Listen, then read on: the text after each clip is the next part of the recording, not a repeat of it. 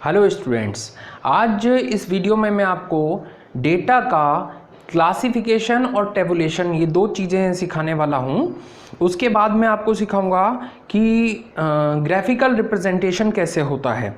ठीक है, तो पहले हम लोग सीखते हैं क्लासिफिकेशन एंड टेबुलेशन।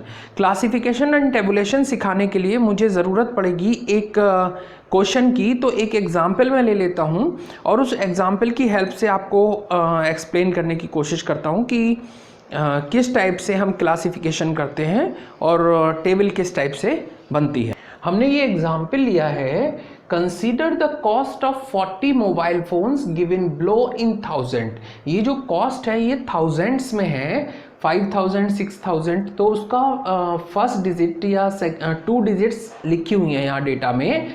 तो टोटल कितने हैं ये डेटा? ये 40 मोबाइल फ़ोन का डेटा है। और मैं आपसे अगर कहूँ कि 5000 से 10000 के बीच में कितने मोबाइल फ़ोन हैं, तो आपको इस डेटा में देखकर कंसीडर करना और संख्या बताना थोड़ा सा मुश्किल है। अगर 40 की जगह मैं 400 ले लेता हूँ तो वो चीज़ और मुश्किल हो जाएगी। तो उसे सबके लिए आसान बनाने को हमें इसको टेबल में नोट करना पड़ेगा। और टेबल में नोट करने के बाद आप 1 सेकंड में बता सकते हैं कि कितने मोबाइल फ़ोन इस रेंज में हैं। कुछ भी डेटा एनालिसिस आप कर सकते हैं with the help of table.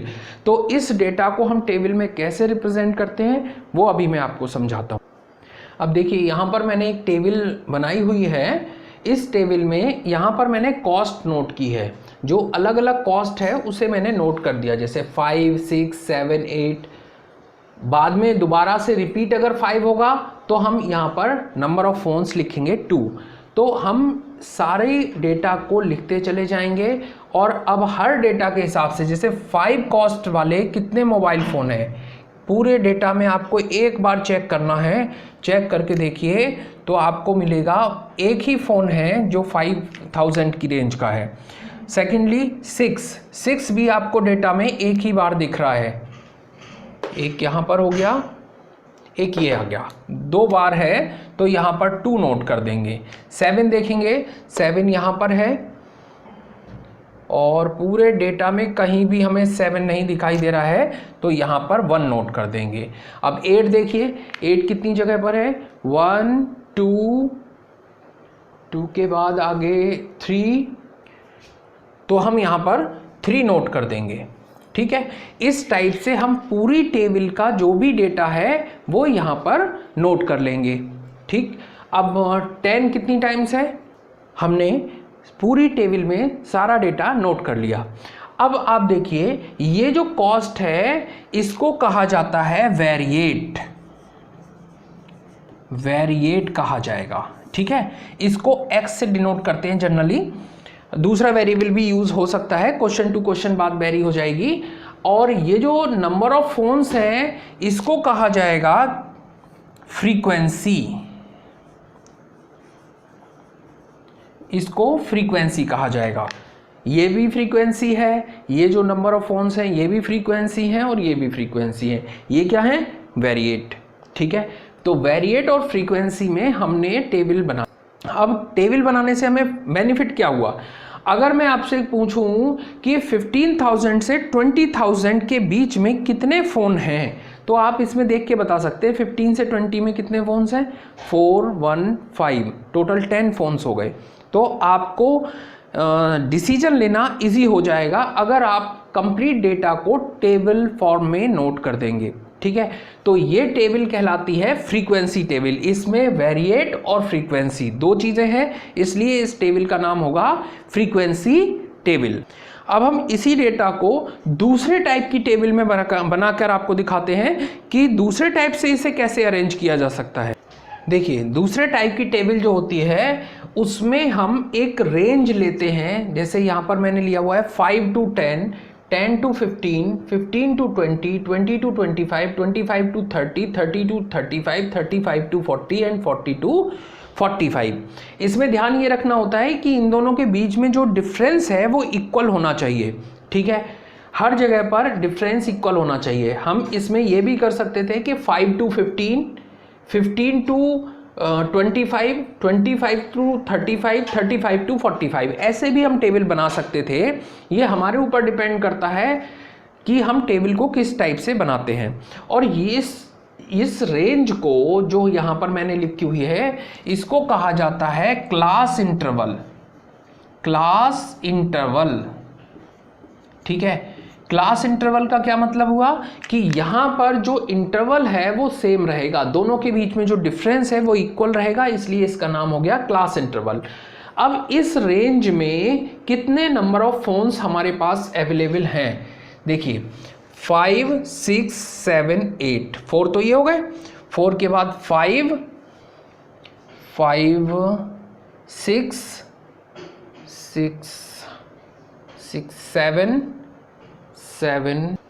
Total 7 phones हमारे पास इस रेंज में अवेलेबल हैं, हमने यहाँ से काउंट कर लिया। अब इसमें मैंने 10 को कंसीडर नहीं किया है, मतलब जो लास्ट वाली डिजिट है उसे हमने कंसीडर नहीं करना है, वो नेक्स्ट क्लास इंटरवल में लिखेंगे। अब नेक्स्ट क्लास इंटरवल के लिए देखिए 10 और 10 से लेकर 14 तक की सारी वैल्यूज़ लेनी है, तो 1 ये नहीं ले सकते, 2, 3, 3,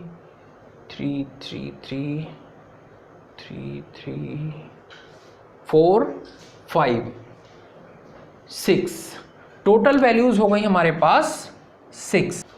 इसी टाइप से अब हम 15 से 20 वाली रेंज लेंगे, तो इसमें 20 कंसीडर नहीं करना है, 15 से स्टार्ट करना है।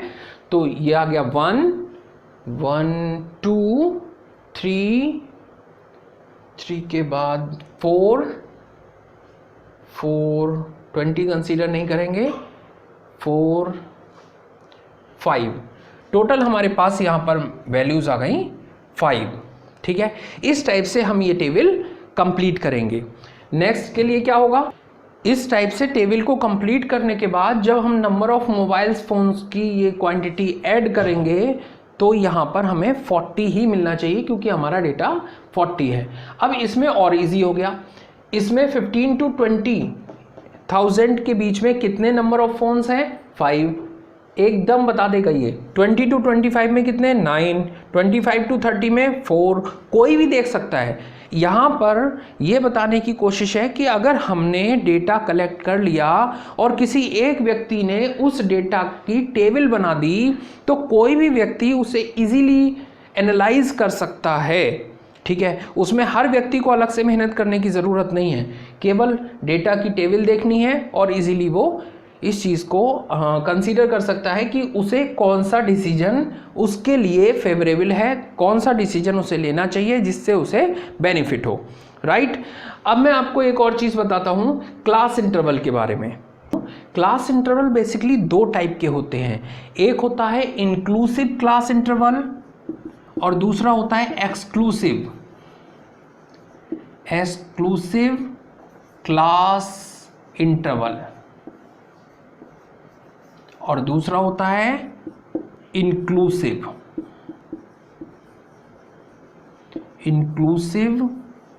क्लास इंटरवल, ठीक है।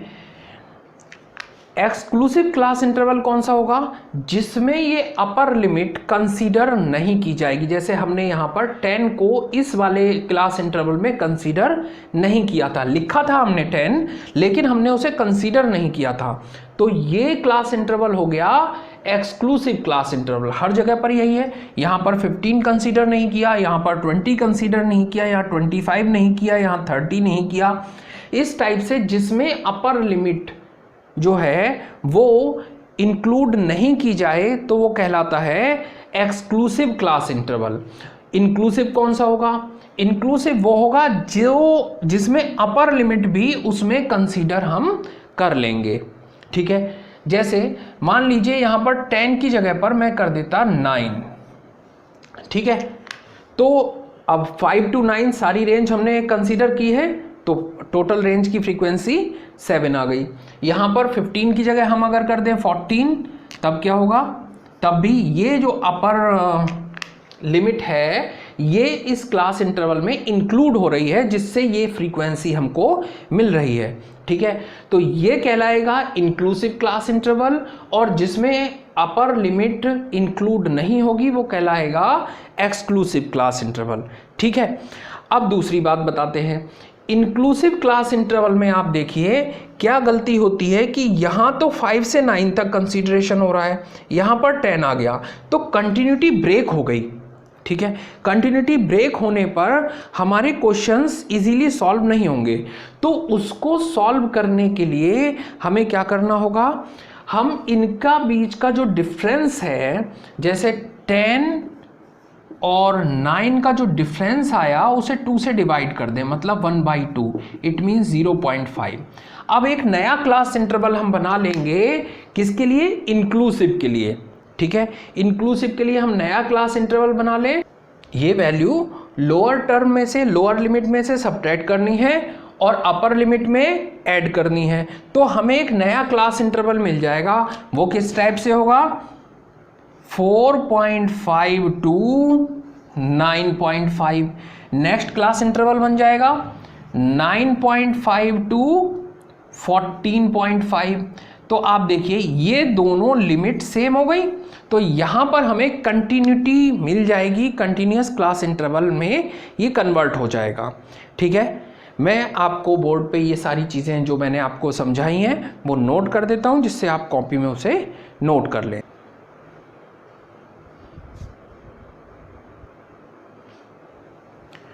जो भी बातें मैंने अभी आपको बताई वो सब मैंने यहाँ पर नोट कर दी हैं। There are 2 types of class interval, first is exclusive, second is inclusive. If upper limit is not include in the class interval then it is called exclusive class interval. ठीक है, और if upper limit is include in class interval then it is called inclusive class interval. ये दोनों class interval मैंने बताए थे आपको।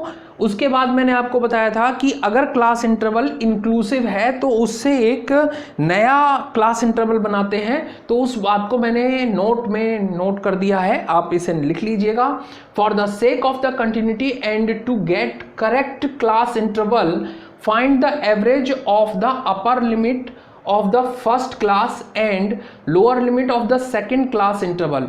दो का डिफरेंस निकालना है, upper limit of first class interval और उसके बाद वाले का लोअर क्लास इंटरवल, इन दोनों का डिफरेंस निकालेंगे। मैंने भी डिफरेंस निकाला था, 10 - 9 किया था अभी। ठीक है, तो वो डिफरेंस निकालने के बाद उसका एवरेज करेंगे, और एवरेज निकालने के बाद then subtract the average from lower limit. Lower limit में से एवरेज को सब्ट्रैक्ट किया था हमने, and add the average in the upper limit to get the correct class interval. यहाँ से हमें एक कंटिन्यूटी मिल जाएगी, और वो चीज़ हमारे लिए ज़्यादा यूज़फुल है। डिफरेंस अगर होता है तो हमारे लिए वो चीज़ ज़्यादा यूज़फुल नहीं है।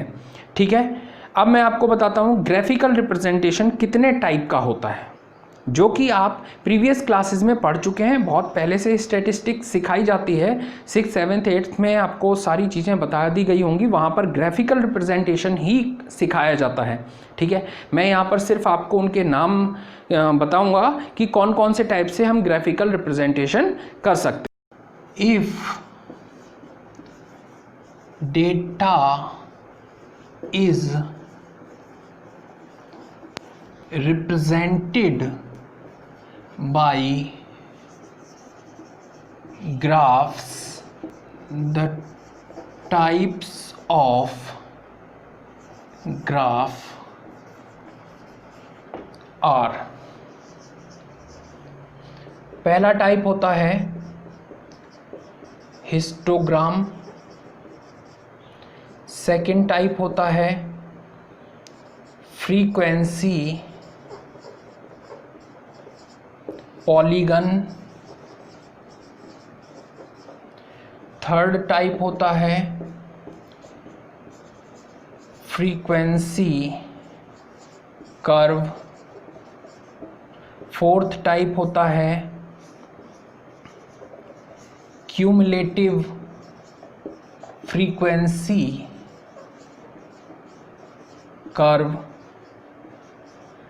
फिफ्थ टाइप होता है बार चार्ट, और सिक्स्थ टाइप होता है पाई चार्ट। ठीक है, तो इस वीडियो में मैंने आपको दो चीज़ें सिखाई हैं। पहली चीज़ थी टेबुलेशन एंड क्लासिफिकेशन।